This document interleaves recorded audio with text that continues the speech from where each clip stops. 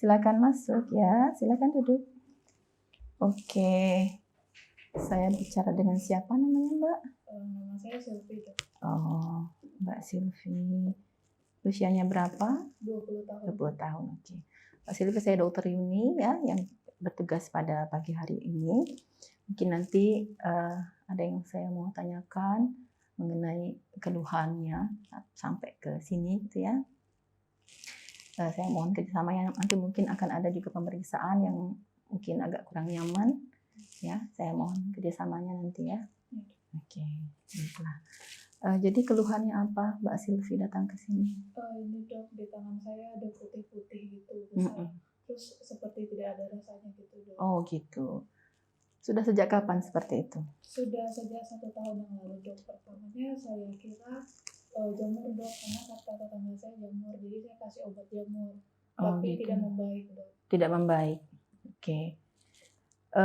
Selama 1 tahun ini tambah banyak enggak dia? Iya, tambah banyak dok. Tambah lebar. Tambah lebar. Oke. Jadi selama ini sudah diobatin ya? Pakai obat-obatan jamur tetapi tidak membaik. Iya dok. Oke. Pekerjaan apa Mbak Sylvie? Saya ibu rumah tangga. Ibu rumah tangga. Pernah ada sakit-sakit sendinya? Tidak pernah. Nggak pernah. Atau muncul benjol-benjol di tangan? Tidak pernah. Nggak pernah ya. Jadi selama ini 1 tahun ini hanya bercak putih saja. Iya. Oke, saya tanya sekarang Mbak Sylvie. Mbak Sylvie selama ini tinggal bersama orang tua, keluarga? Iya, saya tinggal sama ibu. Ada nggak di keluarga yang juga punya keluhan yang sama atau punya keluhan yang lain yang ada hubungannya dengan misalnya berkurang rasa yang di kulitnya berkurang, ada? Ada dok di ibu saya, tapi ibu saya di kakinya dok ada putih-putih seperti ini juga. Terus sama ada mati rasa juga? Iya, ada mati rasa juga. Ibunya sekarang masih ada? Maaf saya tanya. Iya, masih ya, ada, okay. Tinggal bersama saya. Oke. Diobatin nggak ibunya selama ini? Ada nggak pergi ke dokter juga? Sama seperti saya sih dok, saya kasih obat jamur saja. Oh gitu, oke. Baik, jadi ibu juga ada ya? Iya dok.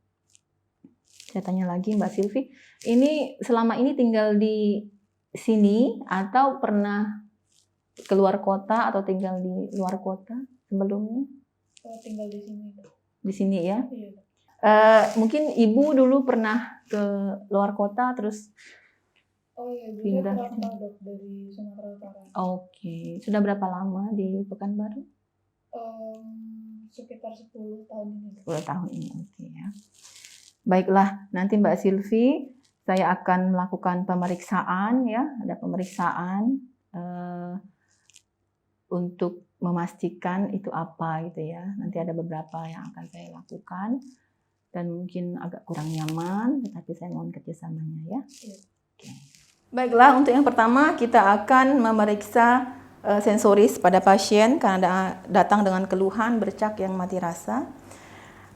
Alat dan bahan yang kita butuhkan di sini adalah yang pertama kapas, kemudian jarum pentul, dan tabung yang berisi air dingin dan air panas.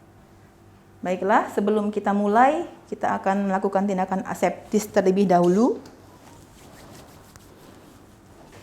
Kita pastikan dulu yang pertama untuk pemeriksaan fisik adalah pencahayaan yang cukup sehingga kita bisa melihat lesi dengan baik ya. Dan untuk yang pertama adalah inspeksi. Untuk inspeksi sebaiknya pasien dalam keadaan tidak memakai pakaian sehingga kita bisa melihat secara keseluruhan. Tetapi tentu dengan tetap dalam batas kesopanan ya. Yang pertama kita lihat pada inspeksi adalah wajah ya. Karena wajah itu bisa mencerminkan apakah seseorang ini menderita MH atau tidak. Karena ada MH tipe lepromatosa yang memang bisa kita lihat dari wajah ya. Yang pertama kita lihat apakah pada alis terdapat madarosis ya, jadi alisnya rontok. Kemudian apakah terdapat lack of thalamus. Caranya adalah dengan meminta pasien untuk memejamkan matanya. Coba dipejamkan matanya, Mbak. Oke. Kalau dia menutup sempurna, itu tidak terdapat lack of thalamus. Tetapi kadang-kadang kita lihat pasien separuh menutup. Nah, itu berarti ada kelainan saraf fasialis ya. Oke. Kemudian kita lihat di daerah kedua cuping telinga. Apakah terdapat infiltrat atau tidak ya. Nah, kemudian kita akan melihat seluruh permukaan kulit. Apakah lesi terdapat pada satu tempat atau pada banyak tempat ya. Nah, pada kasus ini lesi hanya terdapat pada daerah lengan bawah. Oke, nah kita akan melakukan pemeriksaan untuk memastikan apakah betul terdapat gangguan saraf sensoris di sini. Yang pertama kita akan memeriksa rangsang raba halus. Kita akan memakai kapas sebagai alat untuk memeriksa, untuk ngetes ya. Oke, sebelum kita lakukan pengetesan, kita akan meminta pasien untuk merasakan rabaan dari kapas ini. Terasa, Mbak? Terasa, oke. Terasa. Oke. Nah, sekarang saya meminta Mbaknya tutup mata. Tutup mata. Nanti kalau saya tanyakan, dijawab ya, terasa atau tidak terasa ya. Oke, baik. Ini? Terasa, Dok. Ini? Tidak terasa, Dok. Oke, ini? Tidak terasa, Dok. Ini? Tidak terasa. Oke. Ini? Terasa, Dok. Oke, baik ya. Itu untuk raba halus. Yang kedua, untuk nyeri. Nyeri, kita memakai ujung jarum pentul yang tajam dan yang tumpul. Oke, Mbak ya. Jadi kita coba lagi ya. Nanti ini rasanya apa? Tajam. Tajam. Ini Tumpul. tumpul. Oke. Nanti saya akan memeriksa pada daerah yang sakit dan daerah yang sehat. Nanti tolong disebutkan itu tajam atau tumpul ya, Mbak ya. Oke, silakan tutup matanya sekarang. Tumpul, Dok. Oke. Tajam, Dok. Tumpul. Oke.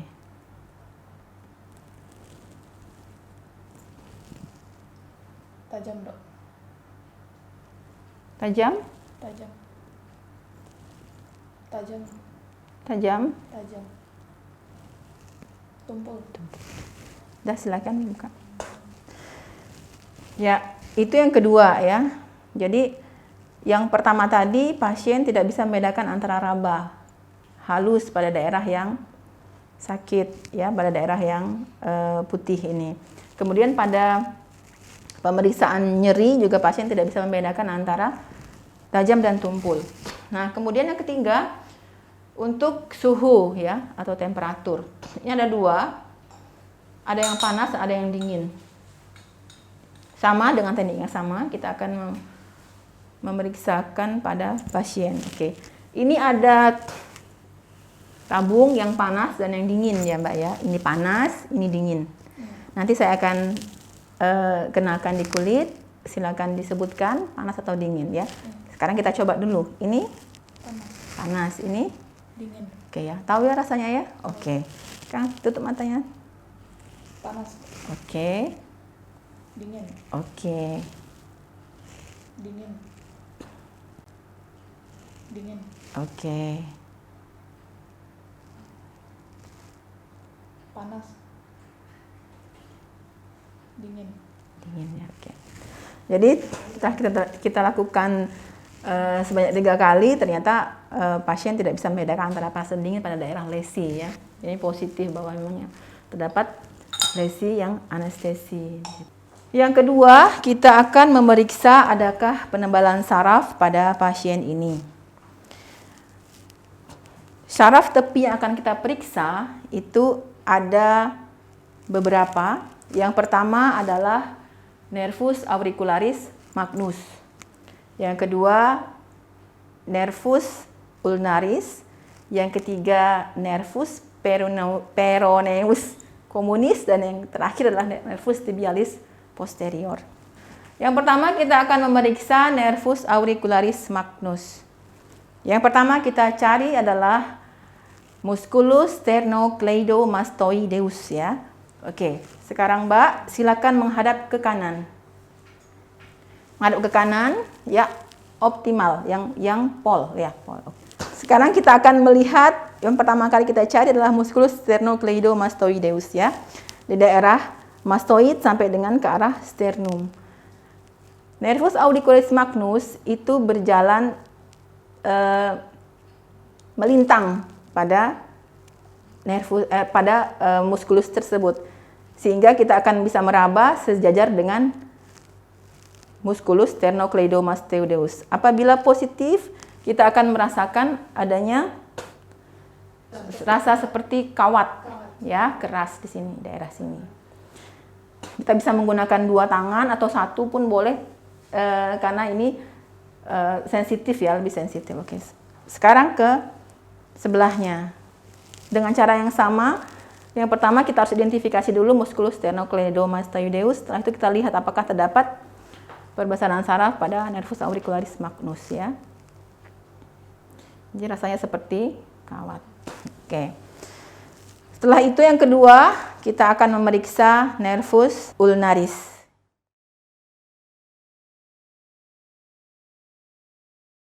Ya, ini bisa kita rasakan di sini dengan memakai 3 jari. Kita akan identifikasi sulkusnya. Nah, sambil mencari itu nanti kita akan memperhatikan mimik wajah pasien. Apakah dia kesakitan, ya? Oke. Sekarang saya periksa ya, Mbak ya.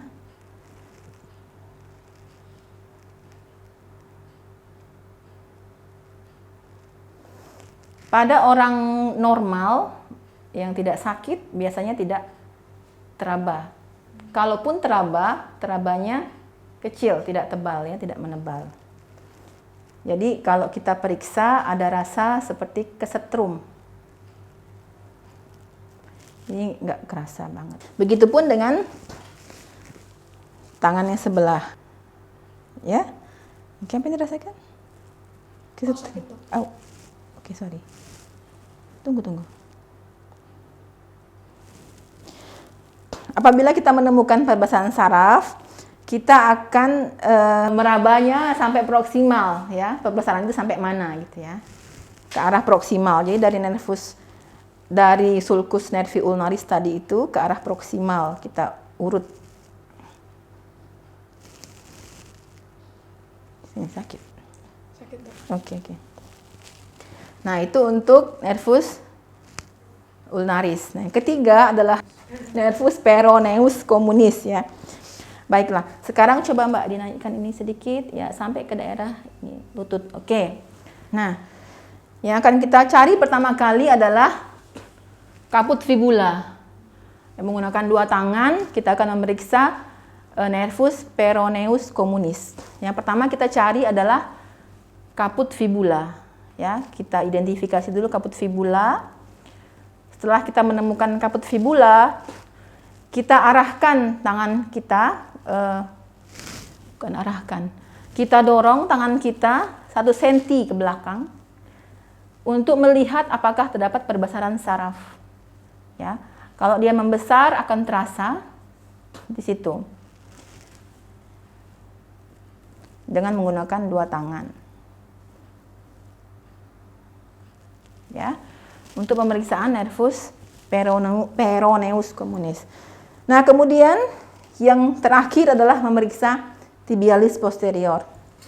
Yang pertama kita identifikasi adalah malleolus medialis ya. Jadi tonjolan tulang pada daerah pedis ya. Ya. Kita identifikasi malleolus medialis di daerah sini ya, tonjolan di sini. Kemudian tangan kita arahkan ke arah posterior dari malleolus medialis untuk melihat apakah terdapat perbesaran. Nih, kayak kesetrum nggak? Tendon. Oke, di daerah sini ya, di posterior.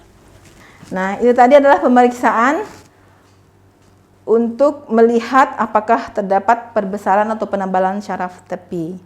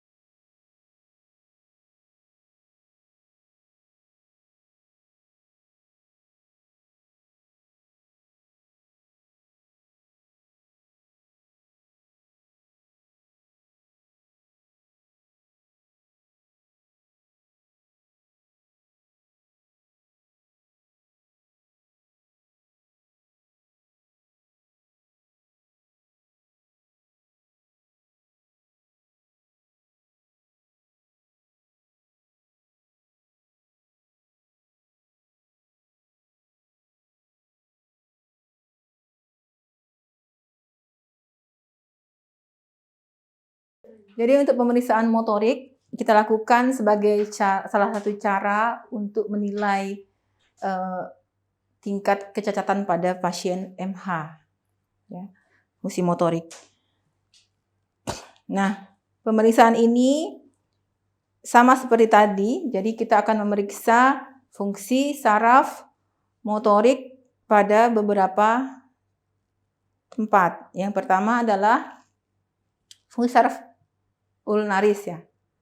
Caranya adalah dengan yang pertama kita meminta pasien, ada dua cara untuk mengetahui kekuatan motorik pada nervus ulnaris. Yang pertama kita meminta pasien untuk meregangkan daerah kelingking. Meregangkan daerah kelingking dan kita dorong ke arah medial dan minta pasien untuk menahannya. Oke Mbak, sekarang saya dorong ke dalam, Mbak tahan ya. Oke, silakan. Dorong yang kuat, yang kuat. Oke, ya. Begitu juga untuk tangan yang sebelah. Yuk. Ya, sama ya. Saya dorong. Tahan. Oke. Nah, cara yang kedua adalah dengan menjepit kertas pada daerah sela jari keempat dan kelima. Cara yang pertama. Nanti tahan kertas ini saya tarik, ditahan ya Mbak ya. Oke, silakan. Ya. Oke, sebelahnya. Kuat. Nah, kemudian yang kedua kita akan memeriksa kekuatan saraf motorik untuk nervus radialis. Ya. Pada nervus radialis kita meminta pasien untuk seperti naik motor. Coba Mbak gini, tapi naikkan ke atas lagi. Oke, ya. Nanti saya akan tarik, Mbaknya tahan ya. Jadi bisa kita lakukan dua. Kita menahan atau pasien yang mendorong, ya. Jadi ada dua. Atau kita yang mendorong, pasien yang menahan. Jadi bisa dua-duanya, ya, Mbak ya. Nanti saya dorong, ditahan ya, Mbak ya. Oke. Ya. Kemudian yang sebelah juga. Jadi lakukan pada dua sisi ekstremitas ya, kanan dan kiri. Setelah itu kita akan memeriksa nervus medianus. Nervus medianus ini dengan cara ibu jari dinaikkan, ya oke. Gini ya Mbak ya. Sip, oke. Nah, kemudian kita akan tarik dan pasien akan menahan. Oke ya, saya dorong nanti pasiennya menahan. Tahan ya Mbak ya. Oke, sebelahnya sama, kita lakukan dengan cara yang sama. Oke. Nah, baik, untuk memeriksa nervus peroneus communis, kita meminta pasien untuk mengangkat telapak kakinya ke atas, dorsofleksi, silakan Mbak. Ya, oke. Dan kita akan mendorong dan pasien akan menahan ya. Oke. Tahan. Yuk, saya dorong, ditahan ya. Oke, kuat ya. Itu untuk pemeriksaan motorik pada nervus peroneus communis ya.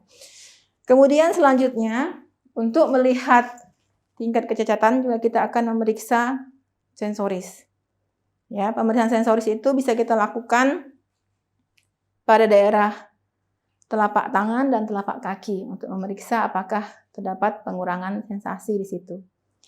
Jadi kalau kita sudah menemukan pengurangan sensasi, nanti akan diteruskan dengan edukasi bahwa pasien diminta untuk tidak melakukan hal-hal atau kegiatan yang bisa melukai daerah ekstremitasnya.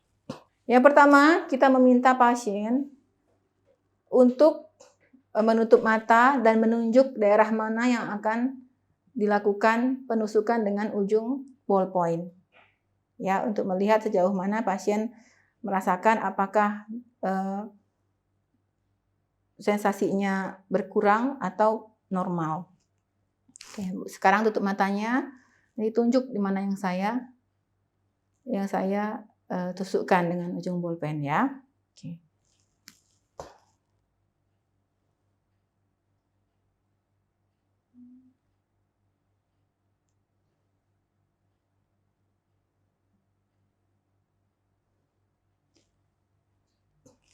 Begitupun dengan telapak tangan yang satu lagi.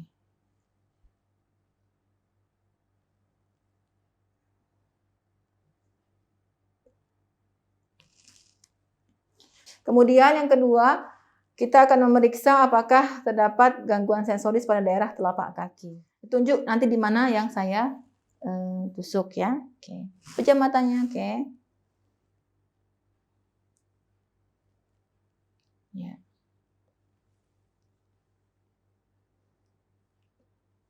Ya, oke. Sebelahnya.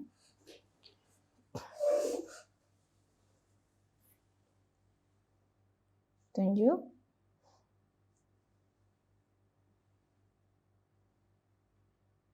Oke.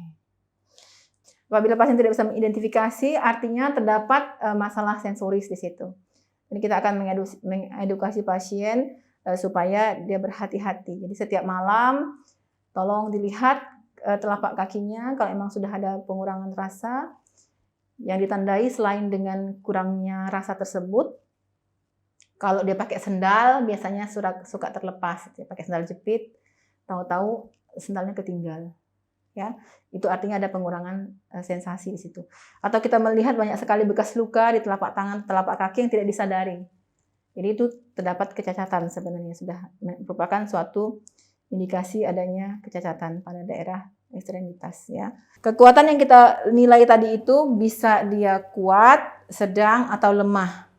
Ya. Kalau lemah artinya dia tidak bisa sama sekali menahan gerakan yang kita lakukan. Kalau dia sedang antara iya dan tidak, dan kemudian kalau kuat dia bisa menahan dengan baik ya tahanan yang kita lakukan. Jadi itu untuk fungsi motorik. Pada gangguan sensoris itu apabila terdapat gangguan sensoris pada daerah ekstremitas atas atau bawah, itu yang kita sebut dengan adanya stocking and glove anestesi. Jadi adanya mati rasa pada daerah ekstremitas bawah dari daerah tangan sampai sepertiga medial dari tungkai dari lengan bawah ya biasanya ya. Itu namanya stocking anestesi, glove anestesi. Sementara kalau dia daerah bawah telapak kaki sampai daerah pertengahan tungkai itu dinamakan dengan stocking anestesi. Kalau keduanya ada, itu kita sebut dengan glove and stocking anestesi. Terakhir, untuk menegakkan diagnosis morbus Hansen, kriterianya adalah ditemukannya BTA pada pemeriksaan slit skin smear. Oke, setelah itu kita akan mencuci tangan.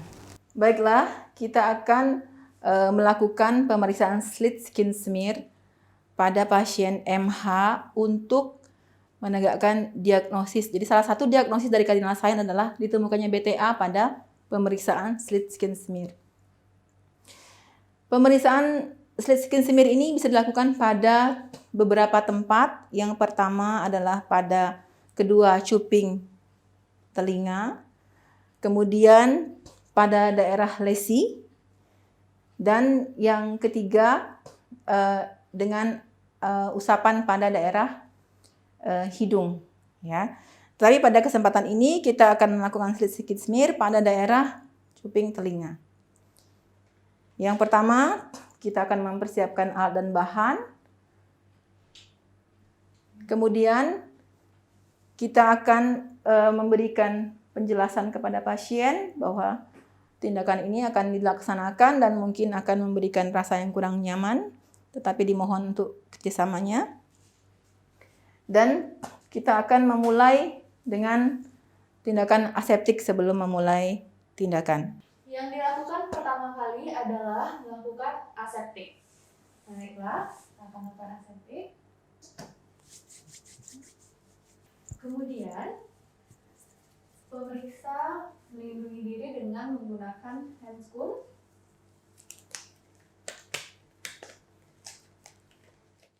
Area yang akan dilakukan pemeriksaan saat ini adalah di cuping telinga. Baiklah, yang kita lakukan sekarang adalah membersihkan area yang hendak ditoreh, yakni pada bagian cuping telinga dengan menggunakan kapas yang berisi alkohol. Area dijepit dengan kuat sampai berwarna putih. Ya. Baik. Kemudian dengan menggunakan scalpel, pada area tersebut dilakukan torehan, menoreh daerah kulit yang dijepit dengan tangan menggunakan pisau scalpel sepanjang setengah senti dengan kedalaman 2-3 mm, sejajar dengan garis lipatan kulit. Kemudian mengerok satu sisi luka torehan dengan sisi tajam, memutar 90 derajat pisau toreh, dan mengerok ke arah sebaliknya pada sisi lain luka torehan. Ingat, penjepitan tidak boleh dilonggarkan. Kemudian, hasil kerokan dihapus ke objek glass dengan segera. Kemudian kita bersihkan darah yang keluar dari area torehan tadi.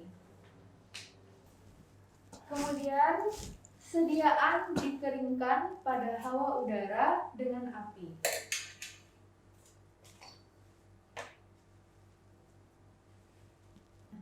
Sediaan yang sudah kering pada hawa udara dan direkatkan dengan api tadi diberi karbol fusin di atas kaca objek, kemudian dilakukan pemanasan kaca objek dengan api dan dipanaskan selama 3 menit.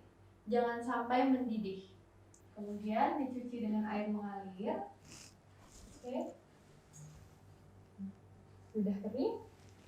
Kemudian kita buang warna dengan alkohol asam sampai tidak ada warna merah lagi yang disediakan, yang dilepaskan oleh sediaan. Dengan menggunakan alkohol, kita buang warnanya. Oke. Kemudian dicuci kembali dengan air yang mengalir. Ulas sediaan dengan metilen biru. Metilen biru selama 1,5 sampai 2 menit. Setelah 2 menit, dicuci kembali dengan air yang mengalir. Biarkan kering dan kemudian diperiksa di bawah mikroskop dengan pembesaran 100 kali. Di bawah mikroskop kita lihat keberadaan bakteri tahan asam tersebut. Jika masih ada yang positif, jika masih ada yang hidup, berarti indeks morfologinya positif, dan kemudian kita hitung jumlahnya untuk mengetahui jumlah bakteri dan dimasukkan ke dalam indeks bakteri seperti buku Schiller. Baiklah, pemeriksa kita lakukan asesmen ulang karena pemeriksaan sudah selesai.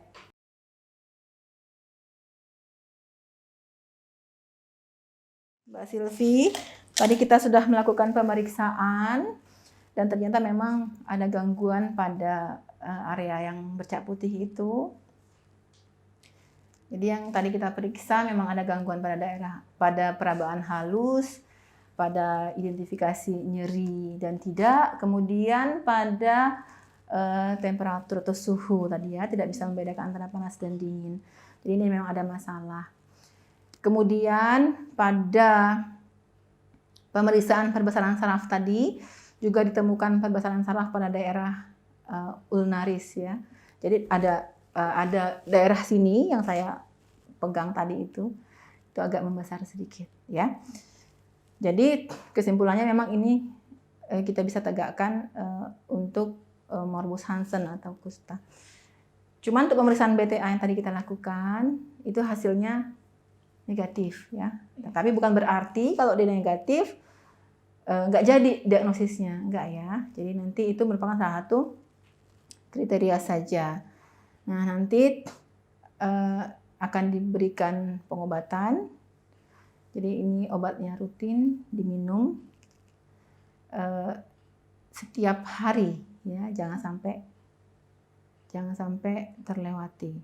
Baik, saya kira itu saja pemeriksaan yang bisa kita lakukan dan hasilnya, dan diharapkan untuk Mbak Silvi nanti rajin untuk mengambil obatnya ya, karena ini diminum setiap hari dan memakan waktu yang cukup lama. Oke ya, itu saja dari saya. Terima kasih. Ada pertanyaan? Tidak ada. Oke, baiklah. Terima kasih.